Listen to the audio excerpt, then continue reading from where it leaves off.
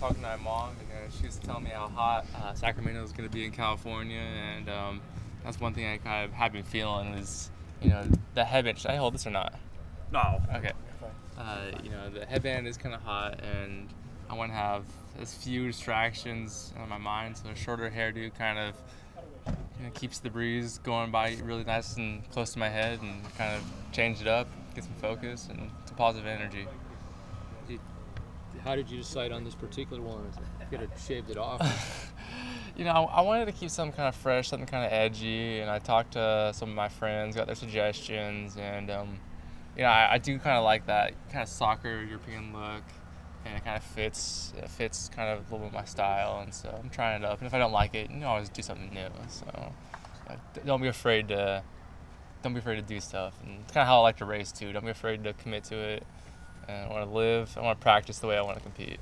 You're not worried about this having the Samson effect? Just a little bit. But I'm not worried about it.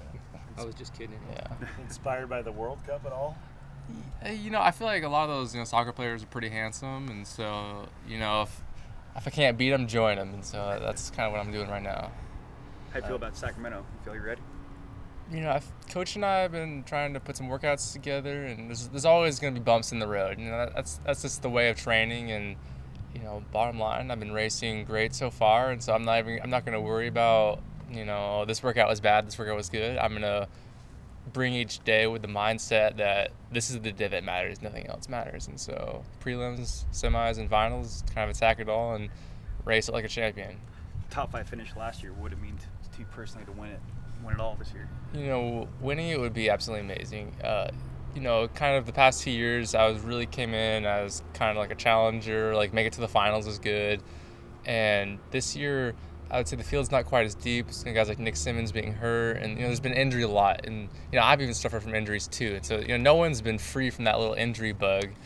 But that still won't diminish any sort of accomplishment that winning nationals would be. And Dwayne Solomon's very good, and there's Eric Swinski's very good. There's guys that are good, and don't want to ever discount them or just think, oh, I'm just gonna go in and do it. So for me to do it, I think personally, I'm probably have to run a PR, and so it's gonna require a lot of me. But hey, I'm gonna come prepared as much as I possibly can and race aggressive. With that field that you mentioned, some of those guys, is there a strategy or an approach that you see would help you to run a PR and possibly claim victory? In the past, Dwayne Solomon has liked to attack it pretty tough. He liked to run it hard from the front, and that is very inducive to running fast times. Just because you're going to get out hard, you're going to have to run well, and I'm guessing it's take a 144 to win, maybe 143, and so I'm going to need to go out in 50, 51. And Coach has been working with some workouts, getting used to that pace, getting comfortable with that pace, and so I guess really I need to go out hard, don't go out too hard, within myself, and stay in contention. I can't be too far back.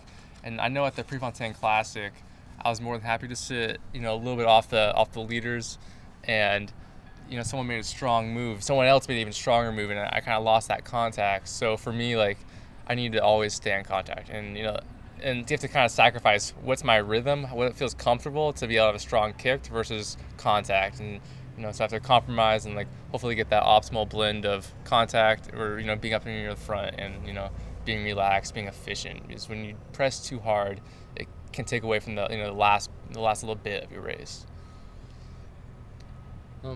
You're used to the college season where you guys run a lot. You haven't run a lot this year. How different has that been? Competition is probably the most intense and scary part of the whole training process. I talk to some athletes and they absolutely love it, and for me, I love everything after.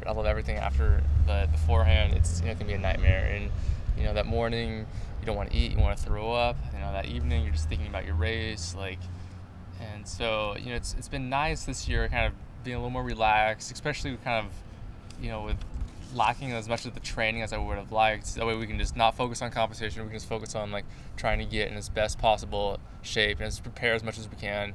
And even if that preparation process hasn't been perfect, I want to come with a mindset that we're in a good spot. I want to believe in myself and I want to believe that what I've been doing has been positioning myself to do well. You know, that it's not over, it's not done. You know, I'm not like, oh, like nothing is not.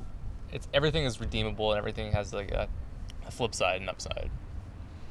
So it's been a nice change of pace to not have been so focused on competing, and it's nice that all these meets are all big meets, because I like it when I'm gonna race, when I'm gonna go hard, I want it to really matter a lot, and that's what I've liked about post collegiate is sometimes like that regional meet with the NCAA process, like it's just a qualifying round. It's like you have to fly to Texas, you have to fly to the Arkansas to run 2 races that, you know, are just like kind of awkward, and so it's cool now, like, you know, since I can't control my schedule and Coach Rowland can have that influence on my schedule, that we can really plan and make things matter and really like kind of shoot big every time.